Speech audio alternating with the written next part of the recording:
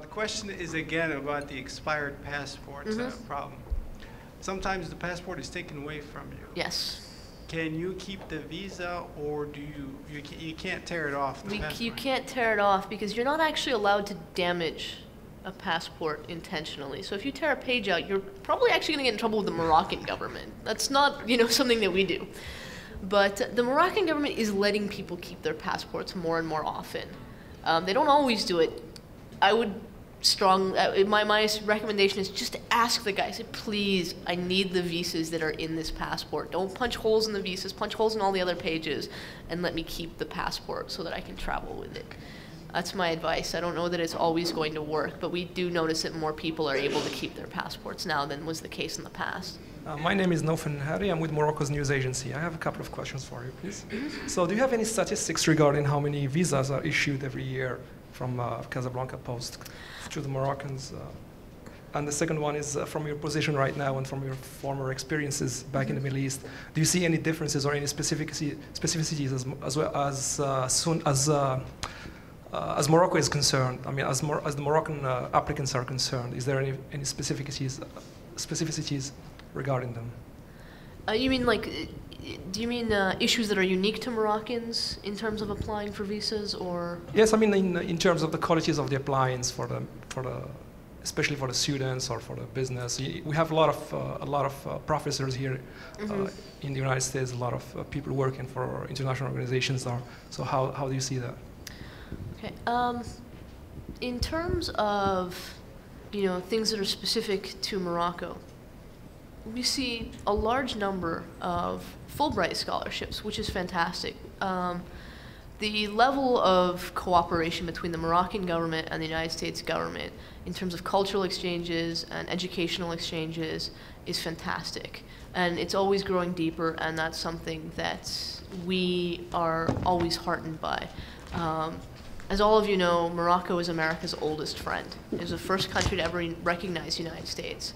And it is a country with which we enjoy outstanding relations.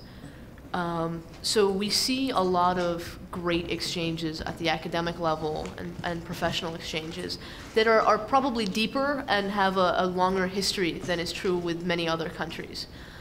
In terms of student applications, one of the things that I have noticed where there is room where we can see future improvement in our ability to serve students who want to study in the United States and to help students make that transition is we would always like to see that students are really making this decision with good information. And we feel like there isn't always great information about US higher education system overseas.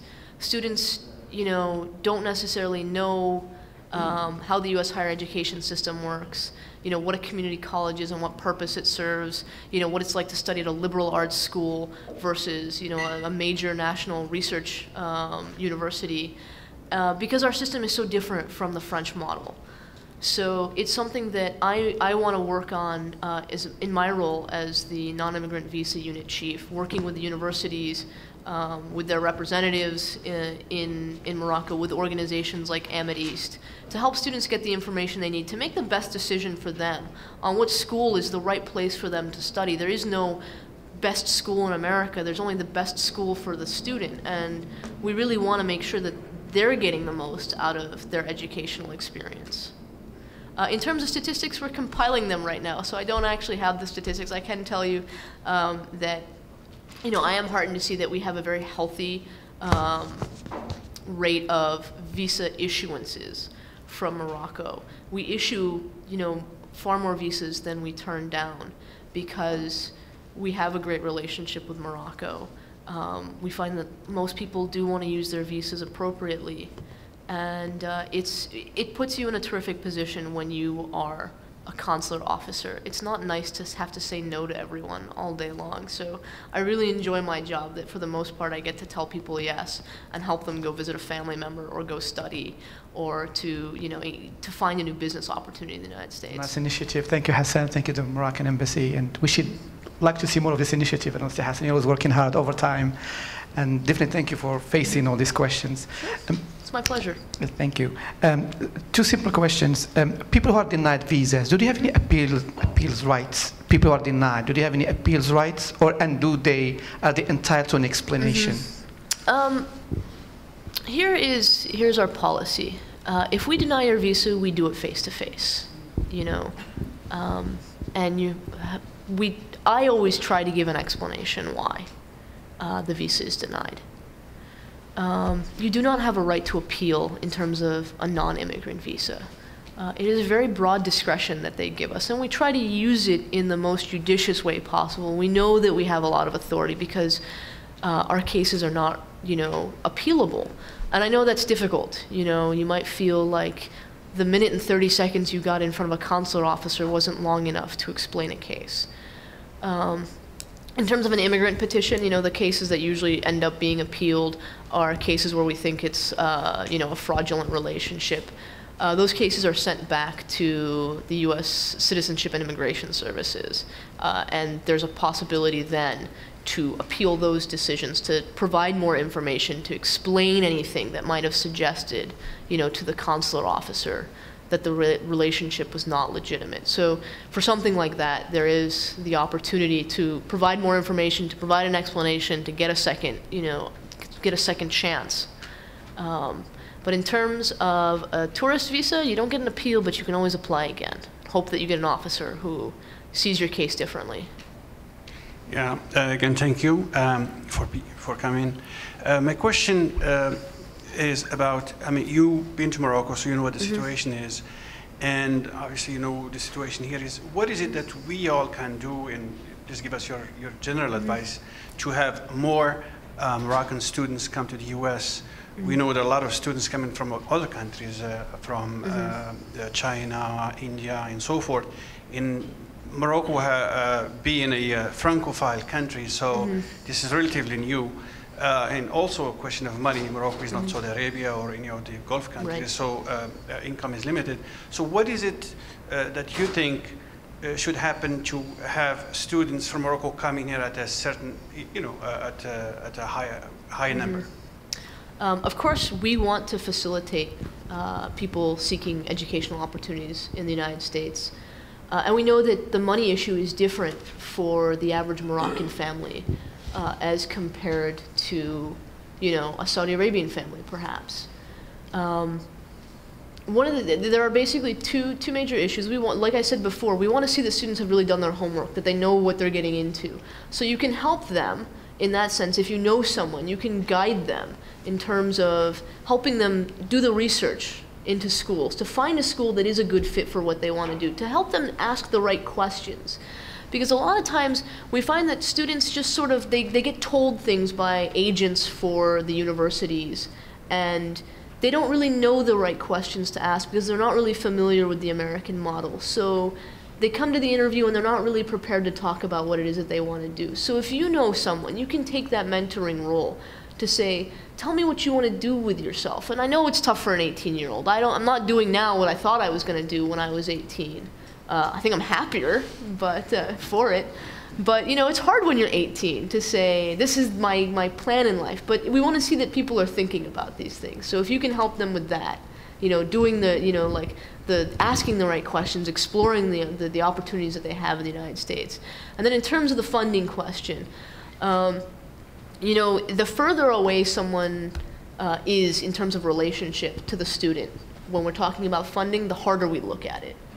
So if your parents are paying for it, we imagine that Moroccan parents are like parents everywhere. They want the best for their kids, and so they're gonna work hard, and they're gonna spend a lot of their own money, and they're gonna make sacrifices so that their kids can have those great opportunities.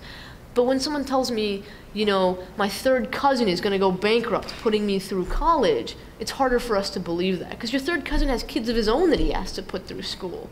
You know, so if he's going to take every penny he has and pay for you to go to school, that's going to get a lot more scrutiny.